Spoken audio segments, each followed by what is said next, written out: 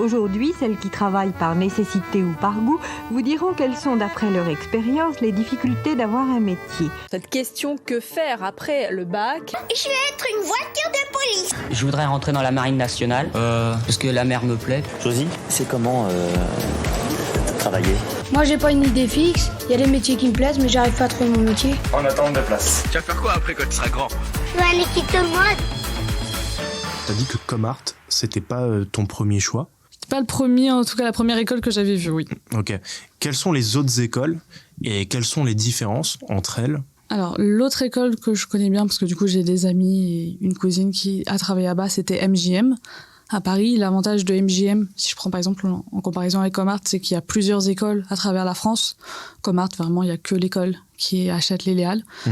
Et c'est donc elle, dans cette école, où je sais que du coup, mes amis avaient plus une formation, je dirais vraiment plus déco que moi, où j'avais déco et archi, parce qu'ils passaient plus de temps à travailler leur mood board, à avoir ce côté sensoriel, présentation dans le papier, qui peut aussi très bien marcher. C'est vrai que moi, par exemple, les matériaux, je les ai plus appris sur le tas, et à force de m'entraîner qu'en ayant des cours en particulier. Je sais qu'il y a ITCOM, qui peut avoir aussi une section déco et archi. Et après, je t'avoue que les autres, je ne les connais pas toutes. Ça dépend vraiment de qui tu croises pour avoir tous les noms qui sont disponibles. Mais il y en a, je sais que sur Paris, il y en a plusieurs. Après, en province, je pense qu'il y a soit des filiales comme MJM, je crois qu'ITCOM, je ne sais plus s'ils ont d'autres écoles aussi à travers la France. Mais ça dépend aussi, oui, écoles privées, il y en a toujours qui sortent et qui proposent des formations. Ok. Est-ce que tu avais des cours spécifiques aux logiciels que vous utilisez comme AutoCAD, Photoshop, InDesign? Donc ça, c'est toute la suite Adobe. Enfin, pas AutoCAD, mais Photoshop et InDesign. C'est la suite Adobe. Tu avais aussi des trucs comme SketchUp et tout. Donc ça, c'est pour les designs, pour les plans d'architecte, la 3D, tout ça. 1, 2, 3. Est-ce que vous aviez des cours spécifiques là-dessus? Ça, que ce soit en déco ou en archi, on a des cours, forcément, ça prend entre 2 et 3 heures par semaine au minimum. Après, on les utilise en cours, hein, forcément, mais vraiment dédié à l'apprentissage des logiciels, c'est au moins 3 heures par semaine. On y va doucement. Je sais que la première année, on apprend donc AutoCAD pour les plans 2D. On apprend aussi Photoshop et InDesign pour les dossiers, les photomontages. SketchUp, ça arrive en 2e année de déco, plutôt, parce que on sait déjà faire du 2D, maintenant on va passer à de la 3D. Après, c'est plus des cours pour continuer à apprendre, pour prendre du temps aussi à faire nos dossiers. Et la dernière nouveauté, mais là c'est plutôt en archi d'intérieur, où en 3e année on apprend Archicad, qui pareil est un logiciel qui mélange et 2D et 3D. Donc en fait à chaque fois tu dessines un plan 2D, ton plan 3D se construit avec. Et c'est un peu plus technique. Mais après voilà, ça permet en fait de voir différents logiciels. Je sais, contrairement au graphisme, par exemple Illustrator, je ne l'utilise absolument pas. On a été très peu formés dessus, donc je suis plus à l'aise sur InDesign et Photoshop. Mais ça permet voilà, de tester différents logiciels et effectivement d'avoir sur le CV quand même une liste de possibilités, de se dire voilà, je sais travailler en 2D, je sais travailler en 3D, l'entre-deux. Ok. Comment tu prends du plaisir dans ce que tu fais ? Ce qui me fait plus kiffer, alors c'est le côté liberté qu'on peut avoir dans ces projets. C'est que même si on a un cahier des charges qui est quand même assez précis, où on a certaines demandes que tout le monde se doit de respecter, en soi, on est tellement libre de pouvoir faire ce qu'on veut que on peut très bien passer de quelqu'un... je prends l'exemple, l'un des derniers projets, c'était de construire une habitation sur un terrain qu'on choisit. On peut se dire c'est tout bête, mais on avait vraiment quasiment carte blanche. Il fallait juste que ça puisse accueillir au minimum 4 personnes. Et moi, j'ai décidé, par exemple, de faire sur un terrain au Japon qui faisait 3,50 m de large. Ok. Donc on peut se dire que c'est quand même assez restreint, donc je me suis pas facilité la tâche. Mais voilà, j'avais un terrain qui faisait 18 mètres de long et 3 mètres de large. Comment créer une habitation, pareil, en me facilitant la tâche pour 6 personnes et pas pour 4. J'ai eu une amie qui a fait sur un terrain qui était en Afrique, un autre dans une grotte en Europe. Il y en avait qui faisaient ça dans une grange perdue dans une zone inondable. Donc l'avantage, voilà, c'est que même si on ne les fait pas avec eux, on a tellement un choix large de possibilités qu'on peut s'éclater. On peut toujours se dire, je sais pas moi, Oui, effectivement, quand j'ai fait mon diplôme, j'ai regardé la série Vikings, j'étais à fond dans les documentaires. Donc oui, ça m'a forcément dirigée vers une voie pour le diplôme de déco. Là, au Japon, j'avais envie de partir sur un terrain qui était tellement problématique que j'aurais été obligée de trouver des solutions. Donc oui, je sais qu'au Japon, les parcelles sont pas forcément tout le temps très grandes. Donc c'est vraiment, ça dépend de tes ambiances, de ce que tu souhaites faire. Donc tu peux vraiment t'amuser, et voilà, tu peux passer d'une muséographie à un restaurant, à un hôtel. Tu peux tout tester. Okay. Donc ça me plaît beaucoup. Est-ce que l'école, elle t'apprend à être freelance ? Genre les conditions. Alors freelance, je précise, c'est des indépendants, on bosse pour soi-même. Et donc tout ce qui est charge d'être indépendant, les impôts, comment on gère ses congés maladie, ses congés tout court, etc. Non, on n'a absolument pas du tout de cours dessus. Est-ce que tu trouves que ça manque ? Ça peut manquer parce que, comme je te disais, ça fait partie quand même des gros points de ce qu'on souhaite faire après, en tout cas pour une majorité de personnes qui peuvent être dans mes classes ou que j'ai connues.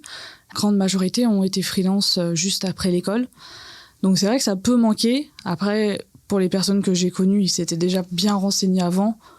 Donc ils n'avaient pas vraiment besoin de ce bagage à l'école. Mais c'est vrai même une formation sur 1 ou 2 journées, je ne dis pas de faire un cours tout le temps pour qu'on ait 2 heures toutes les semaines pour devenir freelance. Mais c'est vrai qu'une formation peut toujours être agréable pour même avoir une idée de se projeter, des difficultés qu'on peut peut-être rencontrer.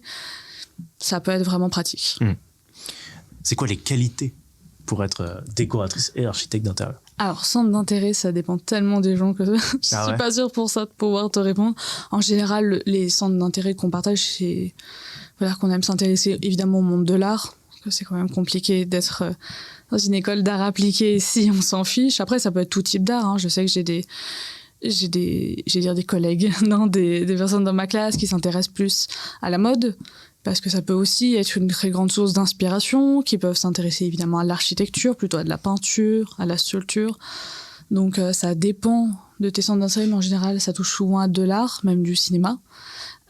Par contre, pour les qualités, évidemment, le mieux, c'est d'être au moins un minimum sociable. Parce qu'évidemment, tu es entouré de monde et que tu as une très grande... Souvent, le plus grand qui t'apporte, ce sont les conversations que tu peux avoir avec les autres, parce que la moindre phrase peut t'inspirer, peut te faire un déclic en disant « c'est vrai que j'y avais pas pensé, lui, il y a pensé, mais pourtant, on est sur des projets totalement différents. » Qualité, il faut quand même savoir un peu dessiner. Même si on a des cours, hein, évidemment, pour ça, il faut quand même... savoir un minimum dessiner ou avoir envie d'apprendre à dessiner. La prépa, elle t'apprend ça quand même ? La prépa peut apprendre.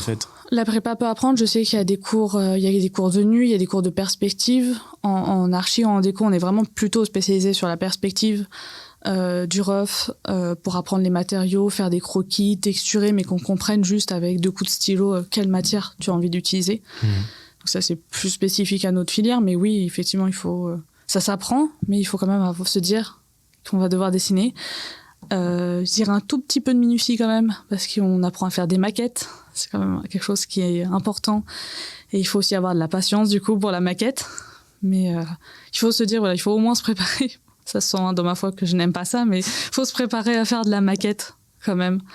Et avoir un tout petit peu de minutie. Non, je dirais oui, plus de la patience, parce qu'il y a beaucoup de réflexions. Des fois, on peut avoir l'impression de ne pas avancer pendant plusieurs semaines. Parce qu'on est toujours sur le même projet, à chercher des pistes. Ça nous arrive d'être bloqué. Hein. Il y a des moments, le syndrome de la page blanche arrive à tout le monde. Donc il ne faut pas non plus se dire que c'est pas une idée révolutionnaire, ou justement, je vais rien révolutionner avec ce projet, mais c'est pas grave. Tant que ton projet tient la route et qu'il peut avoir une âme, qu'il peut avoir une vie en vrai, c'est le plus important. Toi, t'as pas fait d'alternance ? Pas en décoration. Pas en décoration, mais en architecture d'intérieur, oui. Oui, je suis en train d'en faire une. Du coup, c'est assez dur quand même, on l'a dit, de choper une alternance en décoration. Donc, il faut prévenir les gens peut-être qu'il ne faut pas s'attendre à avoir une alternance directe. C'est ça. Est-ce que ça t'a un peu déçu et en même temps, ça t'a pas fait hésiter à continuer ? Parce que tu t'es dit, vas-y, je ne vais pas avoir l'expérience nécessaire, ou alors ça va me coûter trop cher, parce que l'alternance, ça te permet aussi de payer l'école. Est-ce que tu t'es posé ces questions? C'est vrai que j'étais un peu déçue de ne pas pouvoir faire d'alternance en décoration parce que c'est assez compliqué. Ou alors il faut des contacts, ce que j'avais pas forcément à l'époque. Mais il faut jamais désespérer. Moi, par exemple, j'ai fini juste par trouver un stage qui m'a plu, qui m'a redonné de la motivation.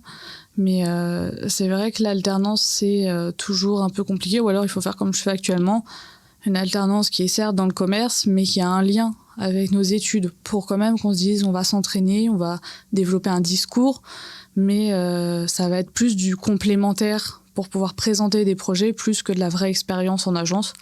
Par exemple, je sais qu'une fois que j'aurai terminé, si je ne continue pas dans ma boîte, ça va peut-être le truc qui va me manquer et qui va me dire que, par exemple, je ne continuerai pas forcément tout de suite en freelance, même si j'en ai envie. Je sais que je voudrais quand même tenter une expérience en cabinet, en agence, pour savoir si vraiment, et même trouver un cadre, parce que je connais mon cadre de développement, mon cadre du travail, mais dans le commerce. Mais c'est vrai que les cadres changent tout le temps, que tu sois en agence, dans un showroom.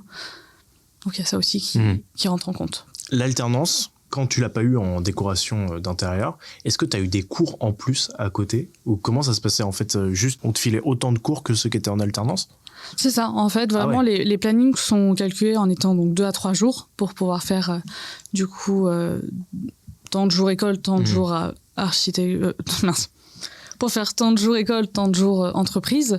C'est vrai que si tu n'as pas soit de travail à temps partiel, comme à un moment j'ai pu avoir, soit de stage ou d'alternance, en fait, tu es chez toi. Il n'y a pas de plus de cours pour ceux qui ne sont pas en alternance. C'est calculé pour... En fait, c'est vraiment le modèle est calculé pour les alternants, pour les stages. Et après, quand tu n'as rien, tu fais vraiment rien. Ok. C'est marrant parce qu'il y a beaucoup d'écoles qui te disent quand même, si tu n'as pas d'alternance, tu passes pas, quoi. Là, ils sont quand même assez flex. Ouais. C'est bien comme c'est pas bien.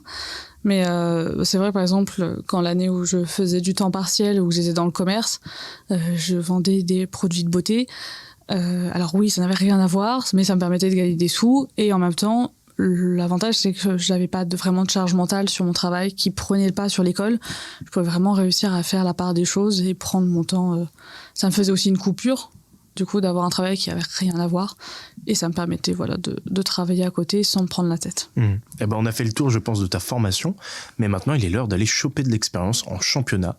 Il est temps de remplir son CV. Bien, il est temps de se mettre au travail. Traverser la rue et trouver un emploi dans la restauration. Le conseil d'Emmanuel Macron à un jeune chômeur qui cherchait du travail dans l'horticulture. C'est une bonne situation, ça, Scribe. Moi, je croyais qu'un open space, c'était dans l'espace. Pas de place, pigiste. Rien de meilleur au monde pour un gamin de votre âge. Et oui, ça nous est tous arrivé de chercher un job étudiant ou un stage en 3e et de devoir mettre quelque chose dans ce foutu CV.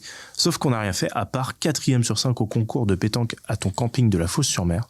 Alors on est là pour savoir comment toi, tu as rempli ton CV. Et je voulais parler des stages avant tout. Et comment ça se passe? Et est-ce que ça te faisait peur de rentrer dans le monde professionnel? Alors non, enfin pas le monde professionnel en général. J'ai des parents qui sont plus dans le commerce, donc m'ancrer tout de suite dans le commerce, j'avais tellement d'échos, tellement de choses dessus que ça me faisait pas du tout peur. C'est plutôt le côté où justement je suis plus réservée, un peu timide. Maintenant ça va mieux, mais c'est vrai qu'au tout début, première expérience de travail, tu es assez réservé, c'est encore pire que maintenant. C'est vrai que c'est, en plus dans le commerce, comme tu es en contact tout le temps avec le client, c'était vraiment pas un choc, mais un gros coup de pied dans le derrière pour me bouger un petit peu. Mais non, j'avais pas du tout peur. J'avais plus peur de l'échec ou de me planter, mais en fait, je suis arrivée dans une très très bonne équipe qui était ultra adorable, qui vraiment faisait attention à ce que je me sente bien, ce que la formation se passe bien aussi. Je suis vraiment tombée dans un très bon magasin, donc vraiment, j'ai eu aucune peur au final de rentrer tout de suite dans le commerce. Et voilà, au contraire, ça me permettait donc de changer d'air par rapport à l'école, mais aussi ça m'a permis donc de me défroiser, de me permettre de me sentir un peu plus à l'aise au contact du monde, au contact de personnes que je connais pas forcément, qui sont les clients. Donc non, c'était une très bonne première expérience, en tout cas, qui n'avait rien à voir avec les études, mais qui fait du bien. Trop bien.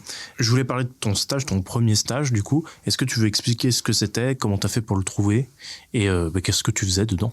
Alors, mon premier stage, du coup, c'était dans un showroom de peinture, où en fait, j'ai trouvé une annonce, je sais même plus si c'était sur Indeed ou LinkedIn, je sais plus exactement, mais où ils cherchaient un stage de 6 mois dans un showroom de peinture. Je me suis dit que c'était une bonne idée de tester, parce que oui, on se dit, je sais associer du bleu, du vert.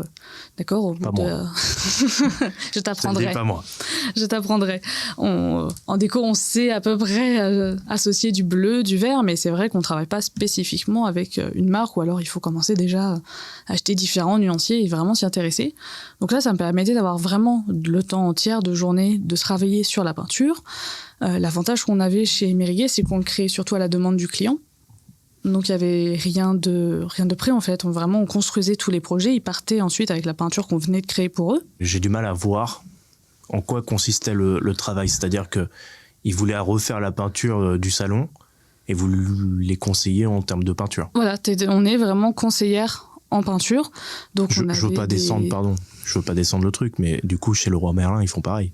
Tu peux faire la même chose, mais là, Okay. tu es spécialisé du coup pour la marque Mériguet Carrère. Okay. Comme tu peux être... C'est une marque de peinture. C'est ça, oui. Comme tu peux être spécialisé chez Fermov, du coup, pour le mobilier d'extérieur. Pardon, j'arrête pas de te couper, mais j'étais en mode... du coup, Leroy Merlin, c'est possible aussi. C'est possible. Mais Mériguet Carrère, après... T'as le côté où c'est une marque française de peinture, ce qui est quand même assez rare. En général, les plus gros, souvent les peintures de luxe, en tout cas haut de gamme, sont plutôt anglaises. Donc, entre guillemets, on est un des premiers showrooms français de peinture française faite en France. Du coup, même les papiers peints sont faits en France. Mais voilà, on conseillait vraiment les clients. Et donc, c'est évidemment pas un dossier de décoration complet, mais on accompagnait les clients avec ses plans, ses photos, des échantillons, des conseils. Je sais que mes responsables, alors j'étais encore un peu jeune d'entreprise pour y aller, mais mes responsables pouvaient faire des tests en direct chez les clients, prendre rendez-vous et d'aller vraiment tester avec la lumière qu'ils ont. Donc ça a eu vraiment un côté très déco comme stage, mais voilà, on se spécialise vraiment dans un domaine donc, qui est la peinture chez Mériguet Carrère. Très bien. Donc c'était un stage de 6 mois, c'est ça ? C'est ça. Ok. Tu retournes à l'école à ce moment-là ou c'était la fin ? T'as eu qu'un stage sur les 3 années de décoratrice d'intérieur ? J'ai fait en plus, c'était vraiment, ça tombait sur la période donc, du diplôme. Donc j'ai vraiment fait ce stage dédié à la peinture pendant la préparation de mon diplôme, donc de 6 mois. Et donc ça m'a permis d'avoir aussi une expérience même plus pro sur ne serait-ce que la présentation des couleurs de mon diplôme, des justifications que je pouvais avoir de telles et telles ambiances. Ok. Sur 3 ans, ça t'a pas manqué plus d'expérience professionnelle ? En soi, sur les 3 ans, j'ai eu plus d'expérience professionnelle liée à la déco. Forcément, ça m'a quand même un peu manqué. Liée à la déco. Ouais. Mais oui, parce que sinon, ça allait quand même. Sur 3 ans, j'en ai fait plus de 2. Mais c'est vrai que ça m'a un peu manqué. Mais le côté positif que je trouvais à ne pas vraiment être dans la décoration, c'est que j'avais beaucoup de temps. Mentalement, j'avais pas de charge mentale liée au boulot. Et je pouvais vraiment me concentrer si, en travaillant, je devais penser à mon projet. Bon, j'avais le temps de vraiment avoir une partie du cerveau connectée au travail, une autre sur le projet. Là où quand j'étais dans la peinture, comme tout était dans le même univers, c'est un peu plus compliqué de faire la part des choses. Et tu peux très bien, en même temps que ton projet, te dire « C'est vrai que le projet avec Madame Dupont, j'aurais pu utiliser ça. Mince, faudrait que je la recontacte du coup. » Et là, en fait, tu n'arrives même plus à... Bon, tu arrives moins à faire la part des choses. Tu as fait une année sabbatique, on en a parlé, entre la fin de ton diplôme en décoratrice d'intérieur et le début de ton parcours pour être architecte d'intérieur. Pourquoi cette volonté de faire 1 an sabbatique ? Est-ce que c'était pour partir quelque part ou est-ce que c'était pour se reposer un petit peu ? Alors, ni l'un ni l'autre, parce que je voulais simplement travailler. En fait, j'en avais un peu marre des études. Je me suis dit, bon, c'est bon, maintenant je suis une grande. Je peux travailler, faire mon 35, 37, 39 heures comme tout le monde. J'étais au départ donc, dans un magasin de déco qui m'avait vendu de faire plein de décorations, de la vitrophanie, tout ça, où au final, je me suis trouvée qu'à faire de la manute.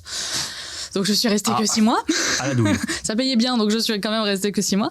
Mais après, donc, j'ai eu une très, très bonne surprise et une très bonne expérience chez Fermov.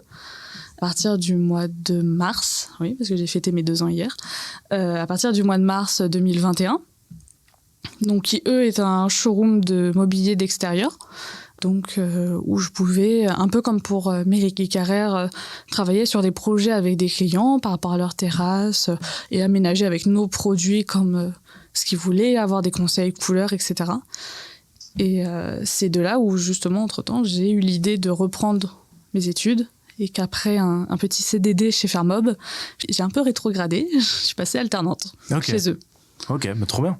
Donc en fait, tu connais déjà la maison et il n'y a pas eu d'adaptation, juste t'es en alternance et peut-être même qu'ils te considèrent finalement comme une employée normale puisque tu étais déjà en CDD chez eux. C'est ça, la limite, entre guillemets, la frontière qu'il y a eu entre ce CDD et l'alternance, c'est plus le temps de présence, forcément, où j'étais, au lieu de faire les 5 jours classiques, je suis réduite à 3 jours en entreprise, 2 jours à l'école maintenant.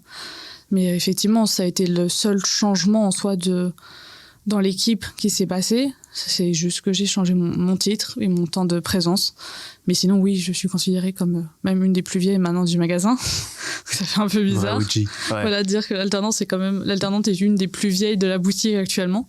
Mais non, oui, ça n'a rien changé, que ce soit ma relation avec mes clients, la relation avec mes collègues. Clients, bien sûr. Avec mes collègues, non, ça n'a rien changé de passer de l'un à l'autre. Là, c'est une alternance de 1 an ou de 2? Là, c'est ma deuxième année. Ok. Comme je suis pas rentrée directement en première année en archi, je suis rentrée directement en deuxième. Ah, ok. De par mon bagage en déco. Donc j'ai fait ma deuxième et là je fais ma 3e année du coup en alternance. D'accord. Donc, c'est ma deuxième année d'alternance.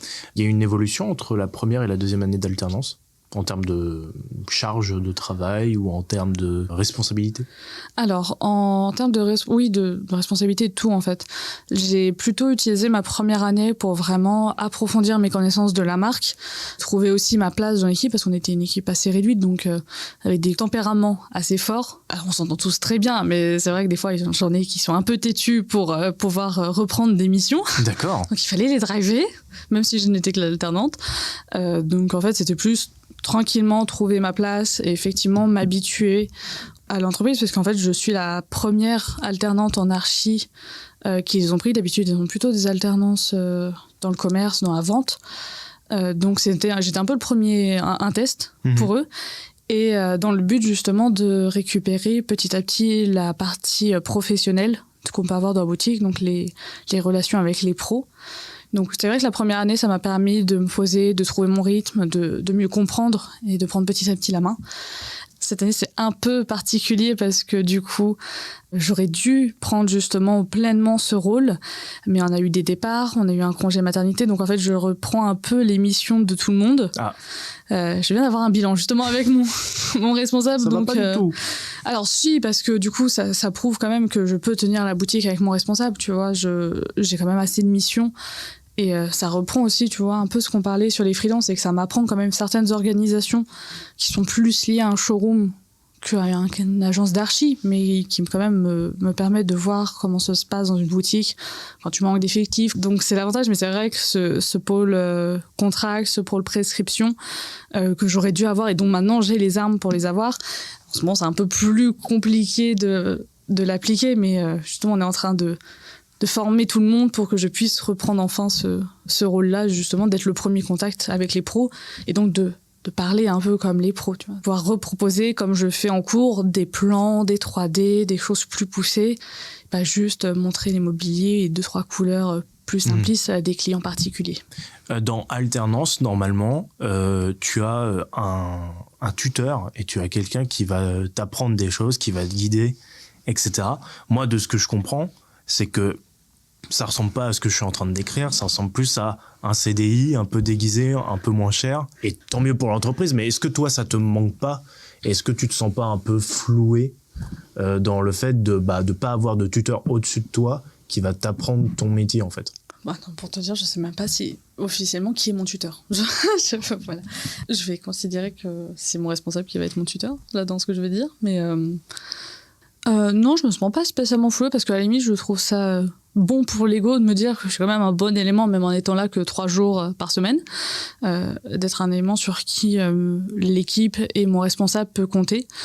Donc je sais, je me sens un peu pas flouée, mais c'est vrai que je trouve un peu dommage le fait que justement là où maintenant j'ai les armes pour attaquer donc le poste qui m'attendait, en tout cas pour cette 2e année, c'est plus un peu de frustration de dire que je peux toujours pas le montrer parce que on a eu des changements, on a eu des aléas, ce qui arrive dans un showroom, même dans n'importe quel endroit où tu travailles.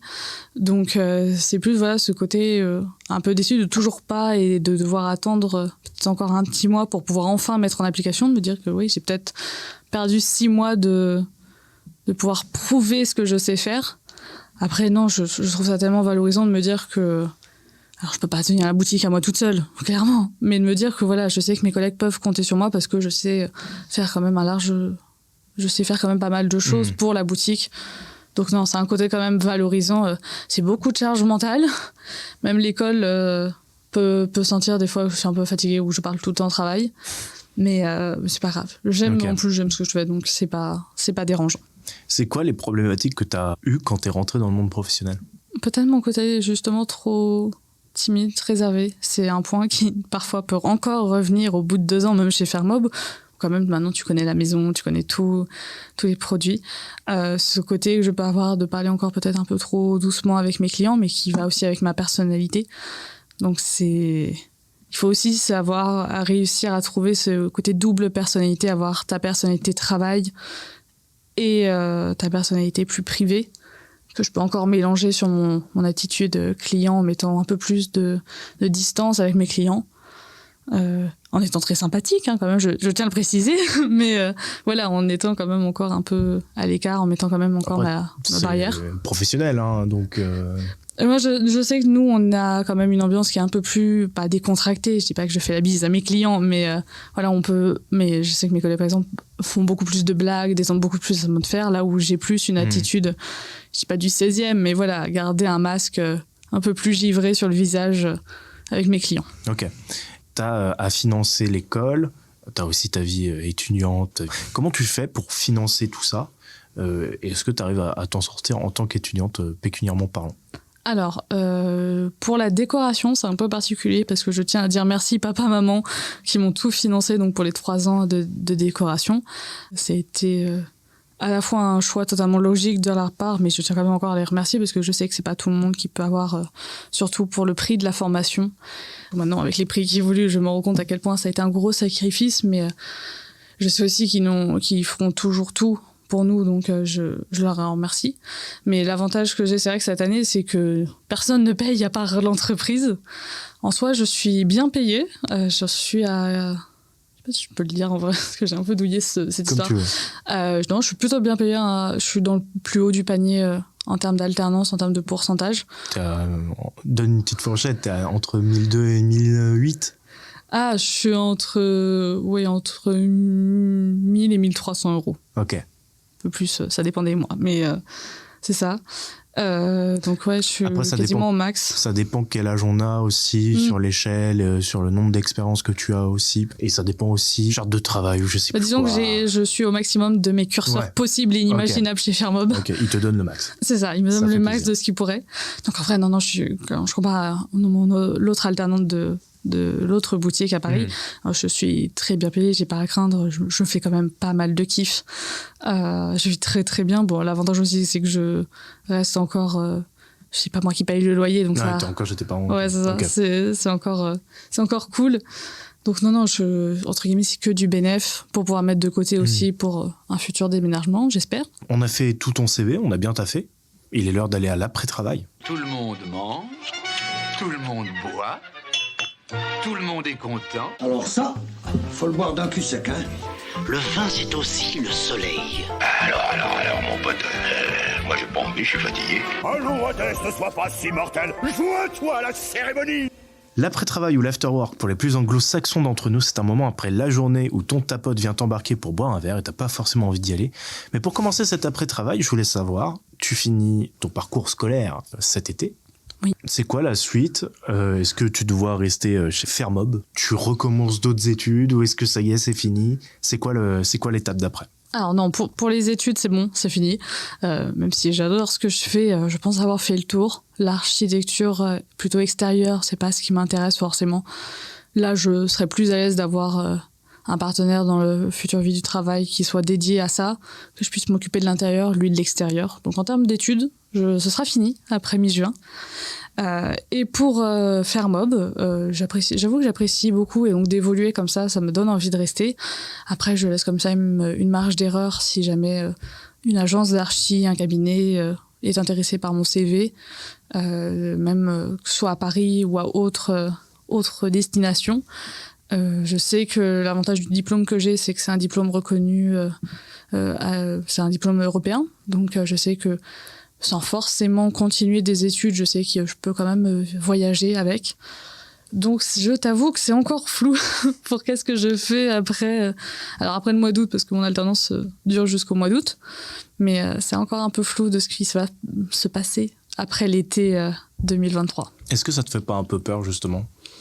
Pas encore. Je pense qu'au moment où je commencerai à vraiment me poser la question, donc justement aux alentours de mai-juin, je pense que là, oui, je risque d'avoir quelques petites sueurs froides pour des envois de CV. Et ce questionnement de qu'est-ce que je fais après, est-ce que tu l'as eu aussi au bout de la 3e année en décoratrice d'intérieur ? Beaucoup moins. J'étais plus dans le flou, dans le sens où je voulais juste travailler, même voilà, dans le commerce, c'est toujours mieux dans les agences, mais même dans le commerce, je voulais juste travailler, commencer à avoir une vie un peu plus pro, un peu plus d'adulte, parce que c'est vrai que sortir du lycée, des études, des fois tu peux encore avoir des comportements un peu, pas enfantins, mais adolescents. Donc je l'avais beaucoup moins, et je t'avoue que je ne me souviens plus vraiment de ce que je pensais à l'époque. Là maintenant, c'est vrai que c'est plus présent, cette envie justement, pareil, de repartir dans le monde du travail, mais où ? C'est la question. C'est quoi tes plus gros moments de doute que tu as eu ? Dernièrement, c'est, à part savoir est-ce que je continue chez Fermob ou est-ce que je tente ailleurs, parce que l'herbe est toujours plus verte ailleurs, mais je suis quand même très bien là où je suis. Mes plus gros moments de doute en général, ça a été sur le choix du diplôme que je suis en train de passer, le choix du sujet. Je travaille actuellement sur l'empiètement du travail dans la vie privée et comment par l'architecture on peut proposer une solution qui permettrait de séparer les deux. Stylé. Et plus précisément les deux dans un même lieu. En plus, c'est hyper intéressant avec le télétravail, voilà, c'est actuel. C'est très actuel, mais du coup, ça remet en fait le moindre article peut tout remettre en question, peut te dire qu'en fait tu pars peut-être dans la mauvaise direction. Donc c'est vrai que c'est pas le sujet le plus simple que j'ai choisi. Est-ce qu'il y a eu un moment marquant qui t'a rendu fier ? Je pense déjà la validation de mon diplôme en décoration. Plus j'étais encore dans le showroom de peinture où j'ai travaillé, donc où pareil j'étais dans une équipe où on sentait tout très bien. Sortie Covid, quasiment premier confinement, donc c'est vrai que ça a été un vrai moment de joie. Cool. Peut-être qu'il y en aura un prochain au mois de juin avec un autre diplôme validé. Mais je pense que dans mes dernières fiertés, c'était celui du diplôme de déco. Je voulais savoir les points positifs de ta formation. Qu'est-ce que tu retiens de ça ? Tout. Non, tout, que ce soit... Je vais mélanger les deux. J'aime ce côté indépendance, ce côté où aussi je me sens grandir et évoluer. Même là, par exemple, avec l'alternance aussi. Je regarde même ne serait-ce que 2 ans en arrière, au tout début, quand je suis rentrée chez Fermob, et encore plus si je remonte à la décoration. Non, je sens en fait humainement cette évolution, même personnellement. Je sens à quel point je m'épanouis dans ce que je fais. Donc ça fait partie peut-être aussi de mes plus grandes fiertés, c'est d'avoir trouvé ma voie du premier coup et de me plaire dans ce que je fais et vraiment de me sentir évoluer, de me dire j'ai bien trouvé.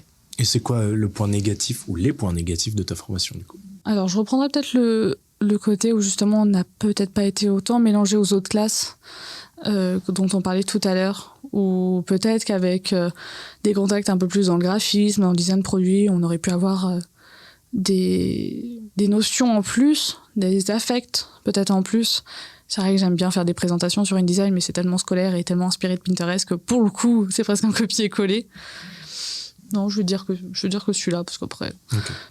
Ça a été quoi le plus gros défi que tu as eu à faire pendant tes études ? De vaincre justement cette timidité, même si j'ai encore quelques brides, mais c'est tellement différent de ce qu'on a connu, parce que c'est vrai, collège, lycée, souvent tu retrouves des gens que tu as connus de la primaire, donc quand tu arrives au lycée, tu retrouves des gens que tu as connus primaire, lycée, donc tu es toujours dans le même cas, tu es dans ta ville, tu connais à peu près, je dis pas tout le monde, mais tu connais les ambiances, tu connais les groupes, tu connais tout en fait, tu connais tout autour de toi. Et de partir d'un coup sur Paris, de dire je connais plus personne, il faut que je m'ouvre à d'autres personnes, il faut que quand même que je sociabilise avec d'autres personnes, donc je travaille dans le commerce, il faut que je m'ouvre aussi, il faut que je parle avec d'autres personnes. Je pense que c'était le plus gros défi pour moi. C'est vraiment été cette ouverture vers le monde, là où j'avais ce côté très réservé, qui peut être aussi un peu une zone de sécurité pour moi, une zone de confort. Quand vraiment ça va pas, je préfère me réveiller sur moi-même. C'est quand même le meilleur endroit que j'ai. Ouais. Mais non, voilà, mettre un petit coup de pied pour aller de l'avant, c'est quand même le plus gros défi que j'ai eu dans ma vie. Ok. Mais justement, tu en parlais, qu'est-ce que tu fais pour aller mieux quand ça va pas ? Quand ça va pas ou quand ça va très bien, mais pour être une meilleure personne, par exemple. En général, je sais que... non, ça c'est récent. Oui, c'est assez récent. M'intéresser à des sujets réconfortants quand ça va pas, soit retourner dans mes petites passions annexes, le cinéma, l'histoire, faire des musées. Souvent, en vrai, quand vraiment ça va plus, j'essaie de me reconcentrer sur moi et justement me faire plaisir avant tout. Parce que je me dis, bon, si ça va pas, c'est qu'il faut faire quelque chose, donc essaye de faire des choses qui te plaisent rien qu'à toi. Le mieux encore, c'est de sortir toute seule. Au moins, vraiment, tu te concentres que sur toi. Et après, je sais, sinon, c'est en parler avec les autres. Même si, étonnamment, je suis très réservée, je suis aussi une vraie pipelette.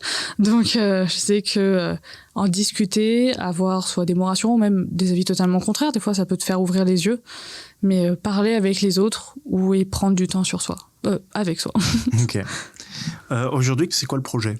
Dans 1 an, dans 5 ans, dans 10 ans, c'est quoi les projets ? Alors, projet assez personnel, c'est de déménager à Bordeaux. Okay. Je crois que je casse les oreilles avec ça à tout le monde. Mais je voudrais déménager parce que Paris, c'est cool, mais je préfère largement déménager là-bas. Mm-hmm. Donc, projet peut-être à moyen terme, oui, on va dire dans les 5 ans, évidemment, donc avoir ma propre agence. À Bordeaux, ça serait encore mieux. Mais oui, devenir indépendant, d'avoir ma propre agence, mon propre showroom, je ne sais pas. J'hésite même à travailler, avoir une partie vente et une partie conseil, archi. Voilà, ce seraient mes petits projets. Pourquoi pas travailler à l'international, partir au Danemark, partir, je sais pas moi, en Irlande. Ok. Voilà, soit un pays anglophone ou en Scandinavie. Ce serait peut-être un des plus gros projets si j'ai un petit rêve. Travailler chez Ikea en Suède. Non. Désolé, mais je vois déjà le portrait. C'est bon pour moi. Moi, je pensais plutôt à une agence et à Bordeaux et à Copenhague, tu vois, d'avoir des bureaux. Est-ce que tu avais cette vision-là de ton travail quand tu étais en terminale ? Pas du tout. Je t'avoue que justement, cette influence d'éco une semaine pour tout changer, je voyais des... D'accord. C'était vraiment en me disant, bon, c'est des projets qui vont super vite. Et hop, j'ai mis un portrait de l'Union Jack. Super. Voilà, me dire, bon... Après, je me disais aussi, bon, j'espère que ce sera pas vraiment ça, tu vois, pas de, entre guillemets, dans la simplicité, on va pas se mentir, les thèmes étaient toujours les mêmes dans cette émission. Mais en vrai, je m'imaginais surtout, oui, travailler sur plein de thèmes différents et je suis contente parce que c'est quand même ce qui arrive. À voir ce que mes clients me demandent, parce que c'est vrai que en travaillant par exemple dans un showroom de mobilier d'extérieur, tu vois que les demandes clients quand même se rapprochent parfois, mais tu as toujours la possibilité de tomber sur un sujet où tu te dis mais qu'est-ce qu'ils font, et en même temps tu te dis mais qu'est-ce que c'est bien d'avoir de la nouveauté. Ouais.